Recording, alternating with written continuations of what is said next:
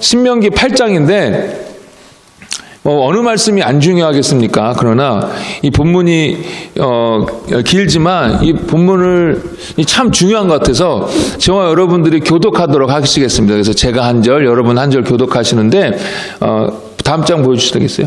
빨간 글씨는 여러분이 읽고 그 까만 글씨는 제가 읽도록 하겠습니다. 오늘 명하는 모든 명령을 너희는 지켜 행하라. 그리하면 너희가 살고 번성하고 여호와께서 너희의 조상들에게 맹세하신 땅에 들어가서 그것을 차지하리라. 여러분 읽습니다. 내 하나님 여호와께서 이 40년 동안 하신 것을 기억하라. 이는 너를 낮추시며 너를 시험하사 내 마음이 어떠한지 그 명령을 지키는지 지키지 않는지 알려 하심이라. 너를 낮추시며 너를 줄이게 하시며 또 너도 알지 못하며 내 조상들도 알지 못하던 만나를 네게 먹이신 것은 사람이 떡으로만 사는 것이 아니요 여호와 입에서 나오는 모든 말씀으로 사는 줄을 네가 알게 하려 하심이니라. 이 40년 동안에 내 의복이 헤어지지 아니하였고 내 발에 부르트지 아니하였느니라. 너는 사람이 그 아들을 징계함 같이 내 하나님 여호와께서 너를 징계하시는 줄 마음에 생각하고 하나님 여호와의 명령을 지켜 그의 길을 따라가며 그를 경외할 것이니라. 내 하나님 여호와께서 너를 아름다운 땅에 이르게 하시나니 그것은 골짜기든지 산지든지 시내와 분천과 샘이 흐르고 불의 순산지요 포도와 무화과와 석류와 감람나무와 꿀의 소산지라. 네가 먹을 것에 모자람이 없고 네게 아무 부족함이 없는 땅이며 그 땅의 돌은 철이요 산에서 동을 캘 것이라. 네가 먹여서 배부르고 네 하나님 여호와께서 옥토를 네게 주셨으므로 말미암아 그를 찬송하리라. 내가 오늘 네게 명하는 여호와의 명령과 법도와 규례를 지키지 아니하고 네 하나님 여호와를 잊어버리지 않도록 삼갈지어다. 네가 먹어서 배부르고 아름다운 집을 짓고 거주하게 되며 또 내 소와 양이 번성하며 내 은금이 증식되며 내 소유가 다 풍부하게 될 때에 네 마음이 교만하여 네 하나님 여호와를 잊어버릴까 염려하노라. 하나님 여호와는 너의 애굽 땅 종되었던 집에서 이끌어내시고 너를 인도하여 그 광대하고 위험한 광야 곧 불뱀과 전갈이 있고 물이 없는 건조한 땅을 지나게 하셨으며 또 너를 위하여 단단한 반석에서 물을 내셨으며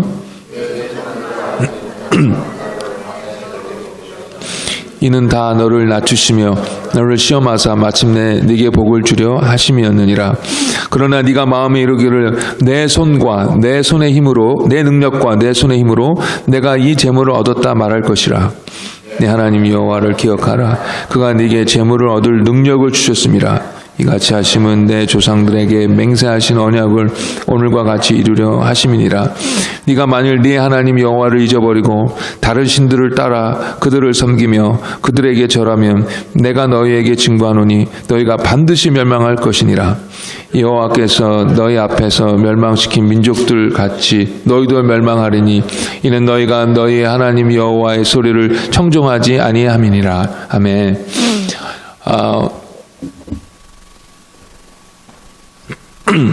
오늘이 여러분 잘 아시다시피 2018년의 마지막 주일입니다.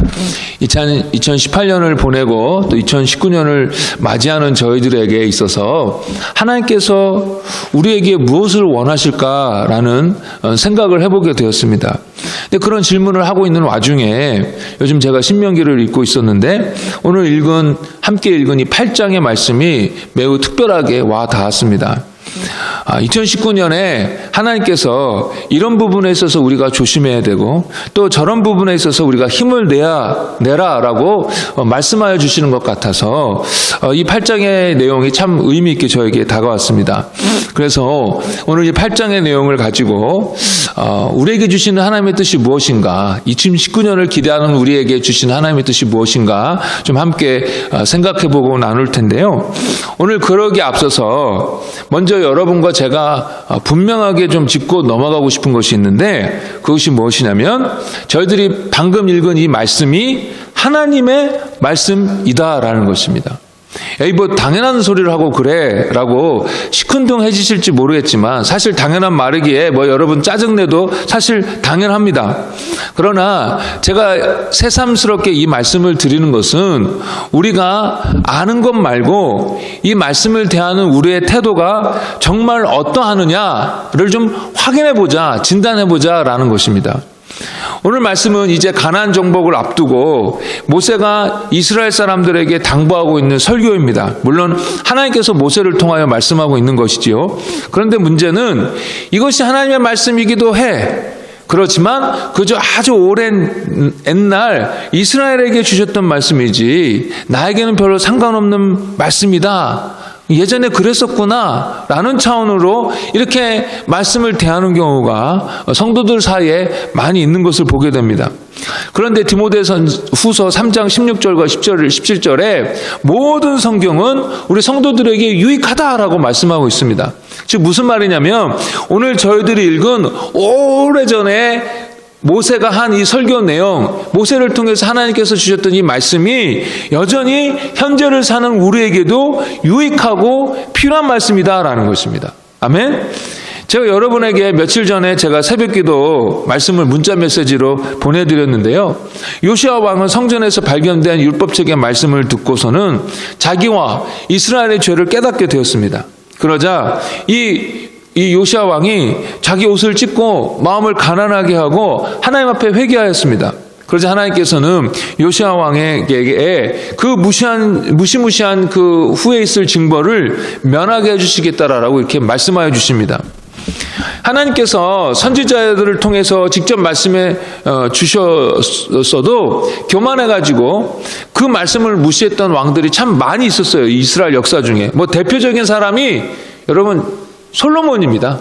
솔로몬에 대해서 뭐라고 말씀하고 있냐면 열왕기상 11장 9절을 보면 하나님이 2번 나타나셔서 우상숭배하지 말라라고 말씀하셨음에도 불구하고 솔로몬은 그 하나님의 경고를 무시했습니다. 그러나 요시아 왕은 선지자를 통해서 직접 말씀을 전해준 것도 아니고 하나님이 나타나셔서 말씀해 주신 것도 아니고 적혀진 말씀을 이렇게 들었는데 그 말씀이 두려워서 정말 하나님의 그 두려우신 말씀으로 받아서 회개하였던 것입니다. 그리고 그런 그에게 하나님께서 은혜를 베푸신 것입니다.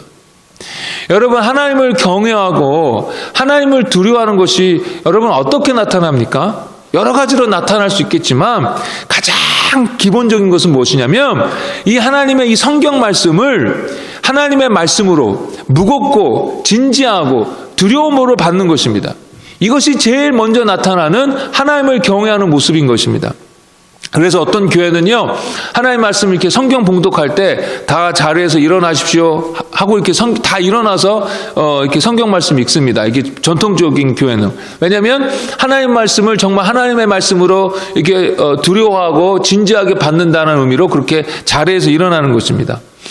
사람들과의 관계 속에서 상대방이 내 말을 무시하면 화가 나지 않습니까? 특별히 부부 사이에 그러지 않습니까? 왜 내 말을 무시해? 왜 내 말을 인정해 주지 않지? 하면서 부부 사이에 종종 싸움이 일어나지 않습니까?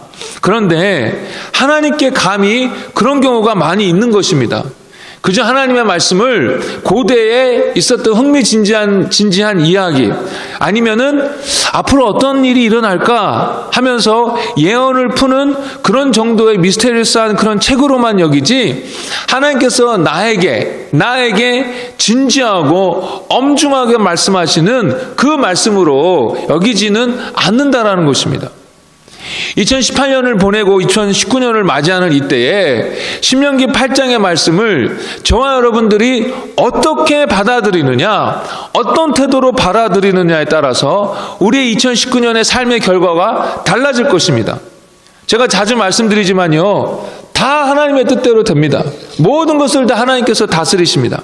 그러나 동시에 우리 사람에게, 저와 여러분들에게 100% 자유의지를 주셔서 우리가 선택하고 결정하는 것에 따라 우리의 영적인 상태가 달라지고 우리의 삶의 질이 달라지고 결과가 달라지는 것입니다. 성경은 이렇게 우리의 하나님의 그 전적인 다스리심과 함께 우리의 자유와 책임을 모두 다 분명하게 다 말씀하고 있습니다. 오늘 저희들이 읽은 이 신명기의 뒤편에 가면은 하나님께서 복을 말씀하시고 저주를 말씀하십니다. 복은 이만큼 말씀하시고 저주는 이만큼 말씀하셨어요. 그리고 나서는 이 둘 중에 선택하는 것이 너희에게 달려있다. 나는 너희들이 이 복을 선택하길 바란다라고 하나님께서 말씀하여 주십니다. 마찬가지입니다.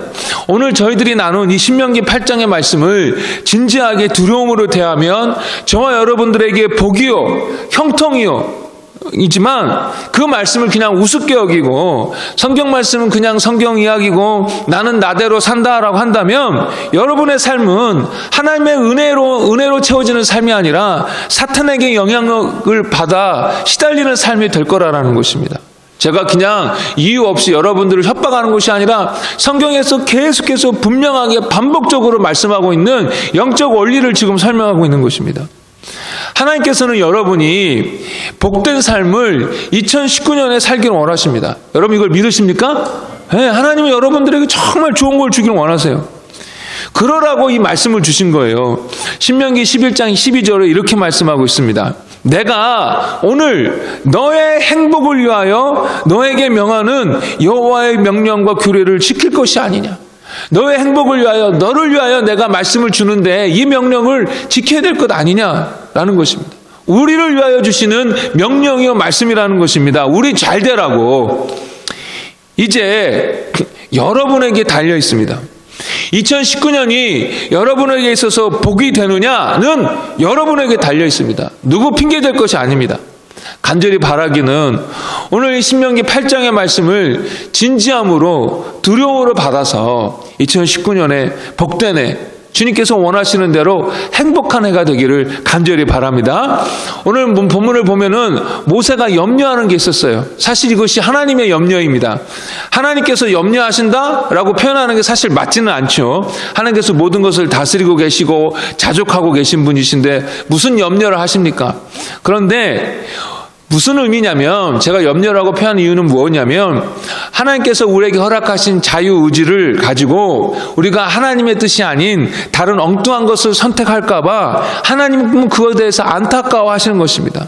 그러면 안 되는데 하시면서 바라보시는 것입니다. 그런 차원에서 제가 하나님의 염려라고 표현을 했는데요. 오늘 보니까 하나님께서 왜 염려를 하시냐면 그 이유가 몇 가지가 나와 있는데 첫 번째로 이스라엘 백성이 하나님을 잊어버릴까 하고 하나님께서 염려하십니다. 그러면 왜 이스라엘 사람들이 가나안 땅에 들어가서 하나님을 잊어버립니까? 12절에 보면 이렇게 나와 있어요. 먹어서 배부르고 아름다운 집을 짓고 재산이 풍부하게 되었을 때에 하나님을 잊어버릴 수 있게 된다. 그렇게 될까 봐 하나님께서 걱정스럽다라는 것입니다. 이 목사님들에 대한 이야기를 많이 듣습니다. 그런 것 중에 하나가 뭐냐면 다들 처음에는 순수했는데 열심히 있었는데 나중에 교회가 부흥하고 영향력 있게 되면서 목사님들이 변하게 되었다라는 이야기를 참 많이 듣습니다. 아까도 제가 말씀드렸지만 저희 집 큰아이가 이 중고등부 수련회 가게 되어서 마지막 집회를 제가 참석하게 되었습니다. 그러니까 그 부모님들 다 와서 기도해 주라고 이렇게 부모님들이 다 마지막 집회는 가게 됐는데 가니까 이제 예전 교인들을 많이 보게 된 거예요. 그런데 어떤 교인을 오래간만에 만났는데 이분이 교회를 안 다니고 계시는 거예요. 근데 그 이유가 뭐냐면 목사님들의 변한 모습 때문에 자기가 안 다닌다라는 거예요. 그것이 너무 실망이 되고 교회 가기도 싫고 교회 막 억지로 한번 와이프 때문에 가게 되면은 막 화가 막 일어난다는 거예요. 왜냐면 목사님들의 변한 모습 때문에 과거의 상처들이 이렇게 많이 쌓여 있어가지고 그러는 것입니다. 순수하고 겸손하게 하나님만을 일편단심 섬기던 목사님들이 나중에 그렇게 교만해지고 타락하게 되는 것을 보게 되면 참 마음이 아파요. 그래서 한국에서 그 분당 우리 교회를 섬기고 있는 이찬수 목사님이란 분이 자기의 가장 큰 소원은 무엇이냐면은 말썽 안 피우고 무사히 은퇴하는 것이 자기 가장 큰 소원이라는 것입니다. 그만큼 일이 형통하고 잘 될 때에 유명해질 때에 하나님께서 나를 멋지게 사용해 주실 때에 내 계획대로 일이 잘 될 때에 오히려 끝까지 하나님을 기억하고 겸손을 유지하기가 힘들다라는 것입니다. 그런데 이렇게 저렇게 부유하게 될 때에 마음이 변하여서 하나님을 잊어버리게 되는 것이 사실 목사들만의 문제가 아니라 우리 모든 성도들에 있어서 동일한 문제라는 것을 여러분 기억하셔야 합니다. 여러분 그런 간증, 그런 이야기 아마 많이 들어보셨을 거예요. 사업을 시작하거나 아니면 사업이 막 어려워요. 그래서 하나님 이번에 도와주시면 제가 정말 열심히 주님을 섬기겠습니다 라고 이렇게 약속을 합니다. 그리고 그때 그렇게 기도할 때는 정말 진심이었어요. 그러나 막상 하나님께서 복을 주시고 사업이 잘 되고 돈도 많이 벌고 어려움도 극복하게 되니까 어떻게 됩니까? 하나님 앞에 드리는 것이 아까워지게 되고 또 너무 바빠지니까 주님 앞에 드리는 시간도 아까워지게 되는 것입니다. 그래서 예배도 주일날 예배만 겨우 드리고 그것도 예배 때 늦게 와가지고 대충 설교만 듣고 축도 끝나자마자 그냥 가버리는 것입니다. 주님께서 건강한 믿음 생활을 위해서는 이렇게 해야 됩니다라고 성경을 통해서 알려주셨는데도 불구하고 그거 무시하고 하나님께 대한 최소한의 의무를 한다고 주일 예배를 참석하는데 무슨 출석 도장 뜯듯이 그렇게 예배를 드리고 가는 것입니다. 그 마음은 하나님께 없고 다른 것에 있습니다.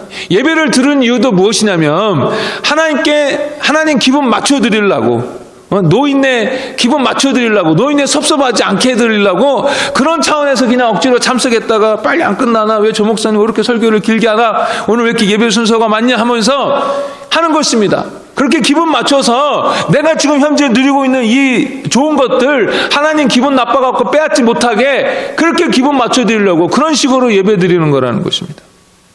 사업이 잘 되고 돈을 많이 벌게 되니까 오히려 이렇게 변하게 되더라는 것입니다. 여러분 이렇게 변한 성도들의 이야기도 여러분 많이 듣지 않습니까?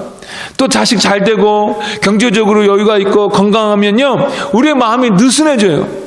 그러면서 하나님보다는 세상의 재미를 더욱더 찾게 되는 것입니다. 하나님을 잊어버리게 되는 것입니다. 하나님은 모세를 통하여 이렇게 될까봐 걱정된다고 하십니다.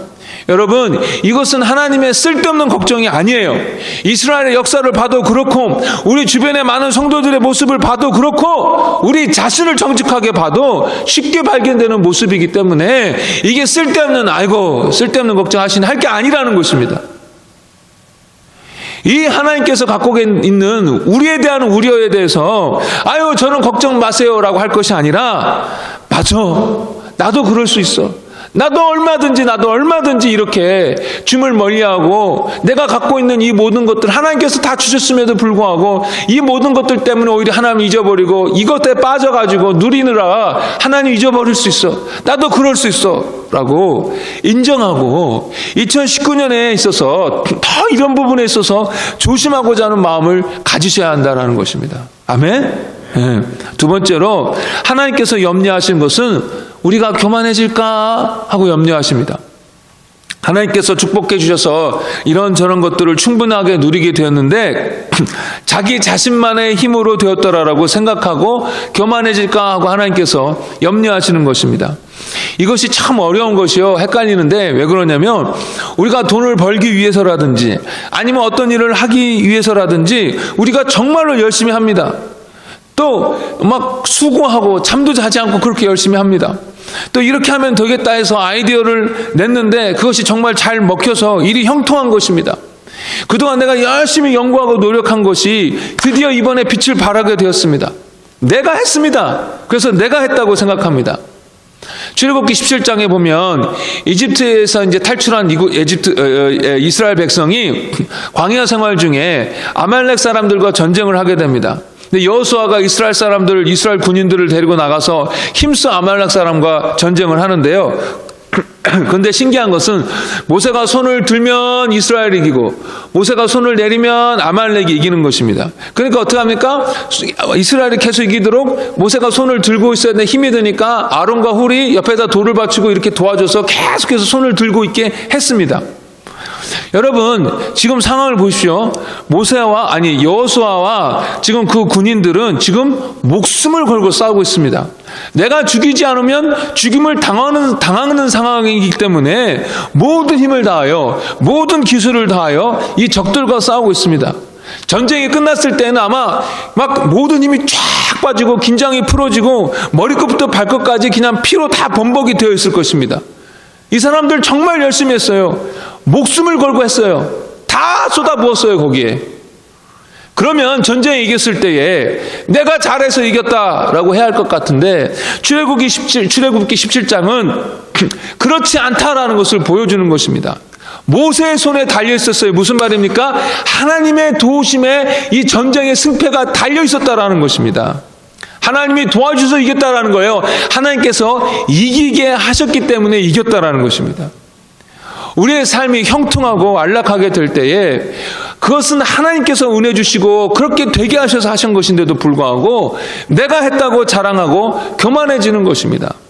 바벨론 왕의 느부갓네살 왕도 그랬어요. 엄청난 강대국 그 바벨론 그 나라의 이 왕이었던 느부갓네살 왕이 왕궁 지붕을 거닐면서 자기의 그 영화로운 그 나라를 이렇게 보게 됩니다. 그러면서 이렇게 이야기해요. 나 왕이 말하여 이르되 이 큰 바벨론은 내가 능력과 권세로 건설하여 나의 도성으로 삼고 이곳으로 내 위엄의 영광을 나타내는 것이 아니냐. 그러자마자 그때에 하나님께서 느부갓네살 왕을 왕위에서 떠나게 하십니다. 짐승처럼 7년 동안을 그냥 이슬을 맞으며 바깥에서 이렇게 지내게 하십니다. 그러시면서 하나님께서 말씀하시는데 뭐라고 말씀하시냐면 지극히 높이신 이가 사람의 나라를 다스리시며 자기의 뜻대로 그것을 누구에게 주시는 줄을 알기까지 이르리라. 하나님께 다 달려있다라는 것입니다. 느부갓네살 왕은 내가 했다라고 하지만 하나님은 아니 내가 했어 라고 알려주시는 것입니다. 오늘 저희들이 읽은 본문에도 사람들이 자기의 능력으로 이런 일들을 성취했다라고 생각할 것이다 라고 말씀하고 있습니다. 그런데 그렇게 잘할 수 있는 능력도 하나님께서 주신 것이다 라고 말씀하여 주시는 것입니다. 2019년에 하나님께서 여러분에게 형통함을 주시길 간절히 바랍니다. 그런데 동시에 이것으로 여러분들이 혹시 교만해질까 봐 내가 이렇게 해서 되었지 저렇게 해서 되었지 하면서 으쓱해질까 봐 하나님께서 염려하신다라는 것입니다. 그런 위험이 있다라는 것입니다. 그러니 저희들이 이 부분에 있어서도 미리 잘 인지하고 주의해야겠습니다. 조금 전에도 말씀드렸다시피 에이 나는 그렇게까지 못해 나는 그럴 일 없어 라고 생각할 것이 아니라 우리 모두가 다 그런 위험에 노출되어 있다는 것을 인정하고 그리고 조심해야 할 줄 믿습니다. 아니 여러분 그렇게 위대하다는 사도 바울 있지 않습니까? 사도 바울 신약성경에 3분의 1을 썼다고 하는 그 사도 바울도 교만해질까 봐 하나님께서 그 육체에 가시를 주셨습니다. 그럼 말 다 했지 않습니까? 그러니 우리가 주의해야겠습니다. 세 번째로 하나님께서는 저희들이 우상 숭배할까 봐 염려하십니다. 이 팀 켈러 목사님이 쓰신 Counterfeit Gods라고 있는데 모주 하나님, 가짜 하나님이라는 책인데요. 거기를 보면은 우상에 대해서 이렇게 설명하고 있는데 무엇이든지 하나님보다 더 중요하게 여기는 것, 이것이 우상이라는 것입니다. 무엇이든지 하나님보다 내 마음을 더 차지하고 있는 것이 우상이고 하나님만이 주실 수 있는 것을 다른 것을 통해서 찾고 있다면 그것이 우상이라는 것입니다. 그리고 그것만 있으면 내 삶이 의미가 있을 것 같고 그것이 없이는 내가 살 가치를 못 느낀다고 한다면 그것이 우상이라는 것입니다. 그래서 이 모든 것들이 다 우상이 될 수 있고 우리 마음이 우상 제조기래요. 뭐만 이렇게 있다 싶으면 그걸로 그냥 우상을 삼아버리는 우리 죄된 본성, 이 마음이 우상 제조기인데 팀 켈러 목사님이 특별히 우리 마음에서 이렇게 우상으로 쉽게 이렇게 만들어버리는 것들을 몇 가지를 예를 들어주셨는데 한번 저희들도 들어보면서 좀 우리가 혹시 그런 우상이 있지는 않는지 그런 경향은 있지는 않는지 좀 살펴보면 좋겠습니다. 첫 번째로는 오랫동안 내가 가져온 이 평생의 소원이 우상이 될 수 있다라는 것입니다. 아브라함의 경우에는 평생의 소원이 자식이었어요. 자기 대를 이을 자식이었어요. 근데 정말 이삭을 얻었을 때 우상이 될 수 있었겠죠. 근데 우리 그것만 마찬가지로 우리가 오랫동안 바라왔던 것이 우리에게 있어서 우상이 될 수 있다는 것입니다. 두 번째로 사랑입니다. 여기서 말하는 사랑은 이성 간의 사랑, 낭만적인 사랑입니다. 요즘 이 시대가 그런 사랑이 막 최고로 우리들을 행복해 줄 것이라고 부추기고 있는데 많은 사람들이 이런 사랑을 우상으로 여겨요. 그래서 하나님께서 기뻐하시지 않는 사람인데도 그런 사랑의 느낌을 얻고자 매달리고, 그런 하나님께서 기뻐하시지 않는데도 불구하고 그런 사람과 함께 그런 음란을 추구하는 것입니다. 제가 가끔 말씀드렸던데, 우리 자매들 드라마 좋아하지 않습니까? 드라마. 근데 드라마 보시면서 남편이 아닌 저 드라마의 주인공 같은 사람이 내 남편이었더라면 내가 참 행복했을 텐데 라고 하신다면, 여러분 벌써 우상에게 한 번 절하신 거예요. 아마 무지하게 많이 절하셨을 것 같은데 그동안. 네? 그런 남자도 없지만 설령 그런 남자가 내 옆에 있어서 남편으로 있다 한다 할지라도 여러분들을 진정으로 행복하게 해주지 못하고 여러분들의 마음 깊은 곳을 채워주지 못합니다. 왜냐하면 그것은 오직 하나님만이 채워줄 수 있기 때문입니다. 그런데 자꾸 마음에 현빈을 마음에 품고 있다, 강동원을 마음에 품고 있다, 그럼 그거 큰일 나요. 그거 여러분, 그거 우상입니다. 이거 음란입니다. 세 번째로 돈입니다. 뭐 너무 두말할 필요 없죠. 강력한 우상이 돈이고요. 네 번째로는 성공, 성취입니다. 그래서 이 성공을 이 우상이어가지고 이걸 섬기느라, 이 성취를 위해서 하나님께서 말씀하신 것들은 그냥 다 무시해버리는 겁니다. 다섯 번째로는 권력입니다. 이것은 정치와 이데올로기가 우상이 되는 것입니다. 자기가 추구하는 정당, 자기가 추구하는 그런 이데올로기를 위해서 이 하나님의 말씀을 무시하는 것이죠. 그리고 마지막으로는 문화와 종교 안에 우상이 스며 있다는 것입니다. 또 기독교 안에서도 이 교리가 우상이 되어 있어요. 그래서 내가 추구하는 이 교리가 정말 하나님의 뜻이다라고 하면서 이것을 어찌든 더 높여가지고, 그래서 그것 때문에 다른 사람들을 무시하고 깔보고 욕하고 한다라는 것입니다. 그럼 하나님의 말씀, 방법을 지금 하나님께서 원하지 않는 일들을 하는 거예요. 지금 내가 추구하는 이 신학적 이슈 때문에요. 정말 묘하죠. 또 어떤 사람은 사역이나 은사가 우상이 되어버립니다. 그러니까 하여튼 모든 것들이 다 우상이 되기 쉬워요. 워낙 이렇게 우상이 도처에 가득하고 우리 마음속에서 그걸 순간순간 그거에 미혹되어서 우상으로 이렇게 섬기게 되니까 하나님께서는 그렇게 될까 봐 우려하시는 것입니다. 그래서 그래, 나도 돌이켜보니까 순간순간 엉뚱한 것들을 우상으로 섬기고 있었지, 그런 경향이 있지 라고 여러분 인정하시고 이 부분에 있어서 더욱더 주의하시길 바랍니다.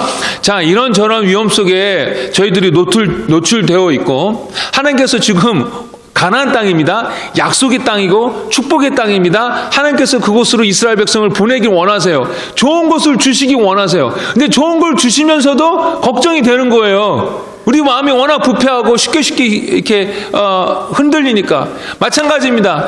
2019년에 여러분들을 축복하시고 형통케 하시고 싶으신데, 그러면서도 동시에 하나님이 이런저런 우리에 대한 우려가 있는 거예요. 이해 가시죠? 그래서 하나님께서 이것을 방지하기 위하여 몇 가지를 말씀하시는데, 첫 번째로 우리가 이런 것들에 대해서 정말 우리 자신을 지키기 위하여 하나님의 모든 명령, 이런 명령 저런 명령 따지고 가리는 것이 아니라 하나님의 모든 명령을 내가 지켜 행하겠다라고 여러분 결단하셔야 됩니다. 아멘. 하나님께서 말씀하실 때에 그 말씀을 받아서 아멘, 제가 그 말씀대로 살겠습니다, 제가 그 말씀대로 지켜 행하겠습니다라고 결단할 때에 하나님께서 능력을 부어주시고 성령을 부어주시는 것입니다. 아멘. 제가 아까도 찬양 때 말씀드렸죠. 저와 여러분들이 하는 이 진지한 고백들 하나님께서 다 듣고 계십니다. 그냥 여러분 허공에다가 외치는 게 아니에요. 무슨 벽에다가 외치는 게 아니라 하나님 인격적인 하나님이시라 우리가 진지하게 결단하고 고백하면 하나님께서 진지하게 그 고백과 결단을 받아주시는 것입니다. 여러분, 결단해도 안 지키는 사람이 많이 있는데 결단마저도 안 하면, 결심마저도 안 하면 완전히 밑빠진 독에 물 받는 거 아니겠습니까? 하나님 말씀하신 것이 아무 소용이 없습니다. 아무런 능력이 안 나타나요. 예전에도 말씀드렸지만 세례 요한을 잡아들였던 헤롯은 이 세례 요한의 말씀에 찔렸어요. 그럼에도 불구하고 그 세례 요한을 통해서 들리는 그 말씀을 즐거워했다라고 말씀하고 있습니다. 요즘 우리말로 하면 은혜 받았다는 얘기예요. 감옥에 갇힌 세례 요한을 통해서 계속 찾아가서 그 말씀을 들으면서 은혜 받았다는 얘기예요. 그러나 이 헤롯은 회개하지 아니하고 결단하지 않았습니다. 그래서 그런 구원받지 못한 사람이 되었습니다. 오늘 제가 처음에 나눴던 것처럼 하나님의 말씀을 정말 하나님의 말씀으로 받겠습니다. 그래서 제가 하나님의 말씀을 철저하게 지키겠습니다. 타협하지 않겠습니다. 치사하게 뻔한 핑계 대지 않겠습니다라고 결단하고 하나님께 여러분 진지하게 말씀 드리십시오. 여러분의 결심을 하나님께 진지하게 말씀 드리십시오. 그러면 그 결심을 하나님께서 받으시고 그 결심대로 살 수 있도록 하나님께서 성령의 충만함을 허락해 주시는 것입니다. 두 번째로 오늘 말씀에 나온 것처럼 날마다 말씀을 가까이 하기로 결단하십시오. 하나님께서 이스라엘 사람들을 낮추시고 배고프게도 하시고 하면서 결국 만나를 내려주셔서 이스라엘 사람들을 먹여주셨는데 그렇게 하신 이유가 뭐냐고 나와 있냐면 사람이 떡으로만 사는 것이 아니라 하나님 입에서 나오는 모든 말씀으로 사는 것이다 라는 것을 알게 하시려고 그렇게 하셨다라는 것입니다. 아까도 말씀드렸지만 우리는 뭐 좀 잘 되고 삶이 윤택해질 때에는 하나님의 말씀이 잘 안 들려요. 근데 삶이 어려워지면은 마음이 가난해져서 그제서야 하나님의 음성이 들립니다. 고난 속에서 그렇게 들리는 하나님의 말씀이 나를 살리는 것을 막 경험하게 돼요. 그러면서 말씀 없이는 내가 살 수 없구나 라는 것을 이렇게 깊이 깨닫게 됩니다. 만나는 안식일 전날에만 이틀치 거두고 그 외에는 매일매일 그날치만 만나를 거두어야 했었습니다. 매일매일 만나를 거두어 나아가는 것을 보면서 우리가 매일매일 하나님의 말씀을 먹어야겠구나라는 것을 다시 한번 깨닫게 되는 것입니다. 오늘 본문에서 계속 강조되는 것이 무엇이냐면은 잊어버리지 말아라, 기억하라라는 것입니다. 그런데 하루 일과를 살아가면서 이 하나님의 말씀을 잊어버릴 때가 얼마나 많은지요. 순간 다 잊어버리고 눈앞에 이익과 쾌락과 우상 앞에 넘어질 때가 얼마나 많이 있습니까? 그렇기 때문에 이스라엘 백성이 날마다 만나를 주우러 가면서 그날 필요한 양식을 얻고 그래서 계속해서 삶을 이렇게 영위해 갈 수 있었던 것처럼 저희들이 날마다 그런 심정으로 말씀을 대해야 하는 것입니다. 오늘 그 말씀으로 내가 살아야 되겠습니다 라는 마음으로 그 말씀을 대하며 나아가야 한다는 것입니다. 주님, 오늘 제가 어떻게 살아야 돼요? 주님, 오늘 제가 무엇에 더 주의해야 합니까? 내가 오늘 무엇을 더 조심해야 합니까? 주님, 제가 무엇을 위해서 더 기도해야 합니까? 라는 그 자세를 가지고 말씀을 매일매일 대해야 하는 것입니다. 그래야 우리의 영혼이 사는 것입니다. 이른 아침에 만나를 줍는 것처럼 아침에 말씀을 이렇게 주어야 하는데요. 말씀을 들어야 하는데요. 어제와 같은 말씀이어도 상관없습니다. 어제와 같은 주제여도 여러분 상관없습니다. 요 며칠 계속 같은 말씀만 하셔도 여러분 상관없습니다. 왜냐하면 오늘도 또 그렇게 살라라고 주시는 주님의 명령이기 때문에 그렇습니다. 오늘도 또 그것에 대하여 조심하고 주의하라라고 주시는 하나님의 경고이기 때문에 상관없습니다. 말씀을 지식으로 대하면 어제와 같은 말씀을 대할 때에 신경질이 납니다. 또 같은 소리라고. 그러나 오늘 하루 내가 어떻게 살아야 하는지에 대한 순종하기 위한 말씀으로 들으면 같은 것이 아무 문제가 되지 않습니다. 오늘도 또 그 말씀 그대로 살면 되는 것이니까요. 순종의 관점으로 말씀을 대해야지 무슨 새로운 지식을 얻고자 하는 목적으로 말씀을 대하면 안 되는 것입니다. 여러분, 간절히 바랍니다. 매일 아침 이스라엘 사람들이 만나를 주우면서 그것으로 생명을 영위하지만 동시에 하나님의 말씀으로 내가 살아야지라는 것을 배웠던 것처럼 여러분 매일 영적인 생명을 위하여 말씀을 가까이 하시기를 간절히 주의 이름으로 권면드립니다. 특별히 여러분 따로 시간을 내어서 말씀을 묵상하고 또 말씀을 듣는데 어려움이 있으시다면 새벽 골방 기도에 인터넷으로 참석하시길 바랍니다. 그래서 말씀 듣고 기도하면서 기도하면서 하루를 시작하는 것입니다. 세 번째로 하나님께서 여러분 때때로 시험하신다는 것을 기억하십시오. 우리의 마음이 어디에 있는지 드러내시려 우리를 시험하십니다. 광야에서 이스라엘을 인도하실 때에 옷도 헤어지지 아니하고 발도 부르트지 않았다고 합니다. 이것은 뭐냐면 하나님께서 이스라엘 백성의 필요는 모든 필요를 다 채우셨다라는 것을 의미합니다. 그런데 그럼에도 불구하고 이스라엘 사람들이 며칠 동안 물을 못 먹을 때도 있었고 먹을 것이 없어서 허기질 때도 있었습니다. 하나님께서 낮추실 때도 있었대요. 그런데 이것을 통해서 이 사람들이 이렇게 어려울 때에도 하나님 뜻에 순종하는지 안 하는지 보시기 위해서였다라고 하나님께서 말씀하시고 있습니다. 저희들도 마찬가지입니다.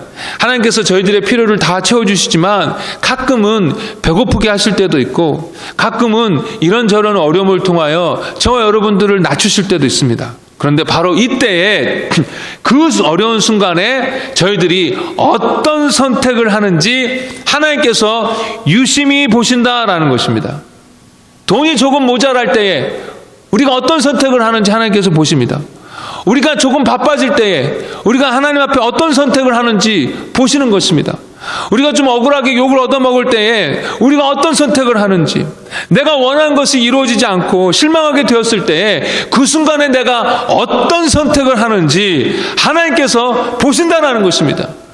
그때에 어려움에도 불구하고 하나님께서 기뻐하시는 선택을 하게 되면 하나님께서 오케이, 너는 합격하고 하나님께서 그 다음 단계로 영적인 진급을 시켜주신다는 것입니다. 더 높은 형통의 도구로, 축복의 도구로 사용하여 주시는 것입니다. 그런데요, 이 하나님께서 주시는 이 시험을, 어떻게 말하면 이 진급 시험을 언제 쉽게 이길 수 있냐면 그날 아침에, 매일매일 아침에 기도와 말씀의 시간을 가질 때입니다. 그날 아침에 하나님께서 말씀을 통하여 예상 문제를 주시는 것입니다. 그래서 이런 때는 이렇게 조심하고 저런 때는 이런 방향으로 선택해야 된다는 것을 하나님께서 말씀을 통하여 알려주십니다. 그런데 이런 시간을 갖지 않으면 무방비 상태로 시험을 맞이하는데 아니나 다를까 결국 내 욕심에 의한 선택, 하나님의 뜻을 저버리는 선택, 우상을 선택하는 선택을 하게 되는 것입니다. 그래서 다시 한번 말씀드리는데요, 이 시험의 때에 이 시험을 넉넉하게 패스하기 위해서는 늘 기도와 말씀의 시간을 여러분 꼭 지켜야 될 줄 믿습니다. 하나님께서 꼭 그렇게 원하십니다. 마지막으로 하나님께서는 징계하십니다. 자녀들이 잘못했을 때에 아비가 징계하는 것처럼 하나님께서는 자녀된 우리를 징계하십니다. 우리가 계속해서 하나님 앞에 불순종하면 하나님이 징계하세요. 그리고 이렇게 징계하는 것이 사실은 은혜입니다. 버려진 자식은 징계하지 않습니다. 하나님과 상관없는 사람은 징계하지 않습니다. 로마서에 보면 그 욕심대로 내어버려 두사, 여러분 그 말씀이 얼마나 무섭습니까? 그 욕심대로 내버려 둬갖고 그냥 하나님 앞에 버려진 채로 있다가 자기네들끼리는 재밌게 사는 것 같지만 영원한 형벌로 빠지는 것입니다. 무섭습니다. 하나님께서 버려두시는 것이. 그러나 하나님께서 사랑하시는 자들은 징계하셔서 어떻게든 돌아오게 하시는 것입니다. 그래서 이 징계가 은혜요, 이 징계가 하나님께서 날 여전히 자녀로 삼고 계시고 여전히 날 챙기고 계시다라는 그 모습인 것입니다. 예전에 한번 제가 말씀드린 것 같은데, 제가 학교에서 선생님 말씀을 잘 듣는 모범생이었어요. 왜냐면 뭐 착해서가 아니라 겁이 많아서. 그래서 뭐 잘못하고 선생님한테 혼나는 게 싫어서 선생님이 하지 말라는 건 결코 안 했는데, 국민학교 2학년 때인데 선생님이 학교에서 딱지치기 하지 말라고 그랬어요. 근데 그때 당시 여러분 기억하시는지 모르겠는데 이렇게 종이를 접어갖고 네모나게 만든 게 아니라 이만한 종이에 그림 그리겠는데 동그랗게 다다다다다 해갖고, 그거 아세요? 그거? 제가 전라도에 살았는데 저가 어렸을 땐 그걸 양리라고 그랬어요. 양리. 뭐라고 그랬어요? 딱지요? 전라도 양리라고 한 말 모르시나? 하여튼 그런데 그거 하지 말라고 그랬어요. 학교에서. 저 안 했죠. 근데 학교 이제 수업을 마치고 선생님 오실 때까지 좀 자유 시간이 좀 있었는데 그때에 한 친구가 자기 한 이만큼 있는 거 그 딱지를 저한테 주면서 저한테 해보라는 거예요. 하면 안 되는데. 그래서 이만큼 줘서 해보라고 그래가지고 그냥 친구들과 이렇게 접어가지고 이제 어디 갈래 하고 자꾸 이제 뭐 글씨 많은 거 가지고 이기고 뭐 그러지 않습니까? 아, 그런데 정말 순식간에 이만큼을 딴 거예요, 제가. 막 갑자기 막 떼부잔된 느낌이 아, 이런 거구나를 제가 그때 알았어요. 막 일확천금엔 정말 기뻐하고 있는데 선생님이 그 순간에 들어와가지고 그게 걸린 거예요. 그래서 그걸 다 빼앗겨 버렸습니다. 얼마나 아깝던지요. 그러다가 초여름인가 제가 시골 살았는데 농사를 지으려면 물이 필요하지만 그 농수로 같은 그걸 농수로라고 하나?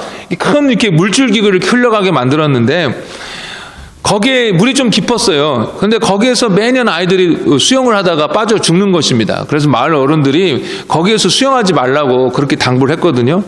근데 친구들이랑 놀다가 어떻게 거기 농수로까지 가게 되었는데 거기에서 다른 아이들이 놀고 있고 내 친구들도 옷을 다 벗더니 거기로 들어가서 수영을 하는 것입니다.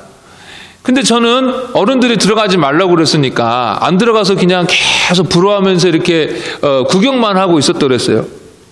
그리고 이제 친구들 재밌게 놀고 다 옷 입고 또 갔는데 그 다음날에도 친구들이랑 놀다가 어디 거기까지 가게 됐는데 또 친구들이 옷을 벗고 거기로 들어가는 것을 수영을 하는 거예요.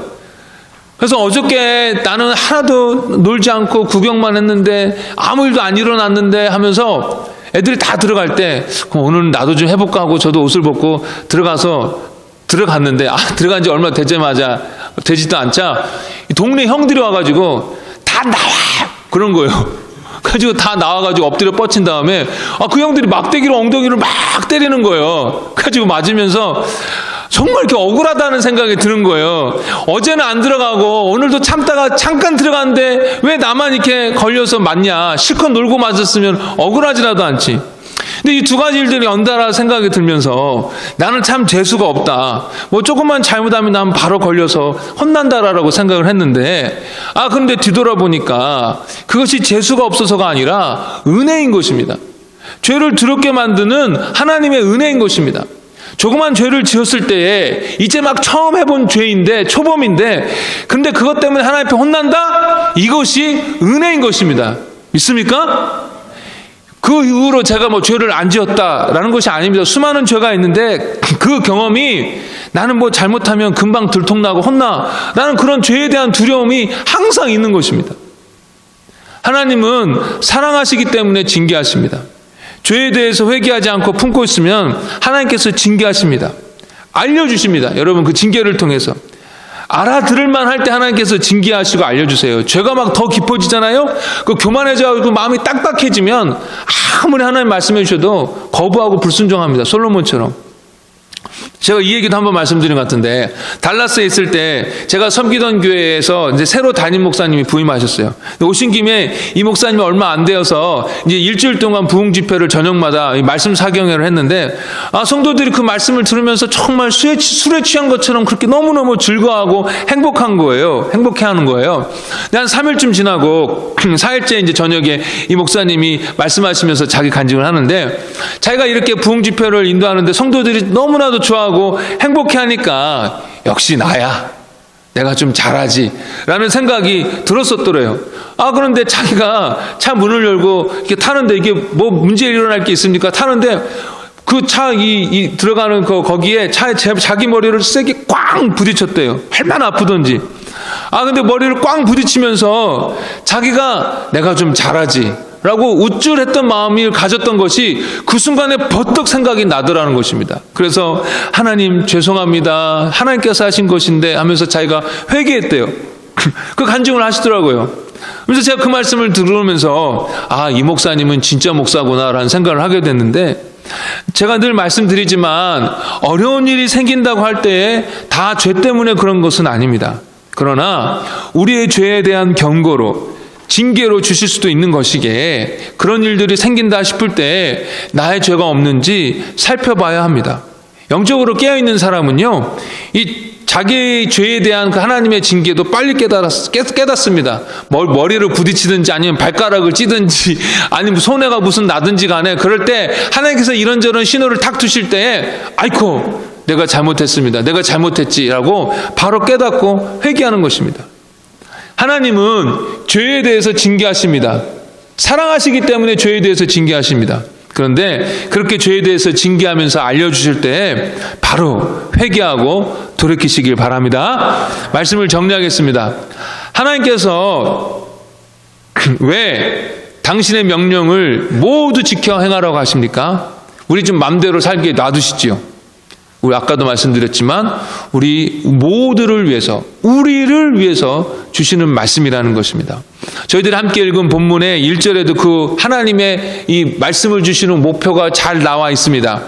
내가 오늘 명하는 모든 명령을 너희가 지켜 행하라. 그리하면 너희가 살고 번성하고 여호와께서 너희 조상들에게 맹세하신 땅에 들어가서 그것을 차지하리라. 우리로 하여금 살게 하시고 번성하게 하시고 차지하게 하시려고 이 명령을 주셨다라는 것입니다. 여러분 믿습니까? 이게 하나님의 목적이에요. 2019년에 하나님께서는 여러분의 가정과 이 오직 은혜로 교회가 살고 번성하고 차지하게 되기를 원하시는 것입니다. 교회적으로 영적으로 살아있고 번성하고 죽어가는 영혼들을 차지하게 되길 바랍니다. 여러분의 가정도 영적으로 살아있고 번성하게 되기를 바랍니다.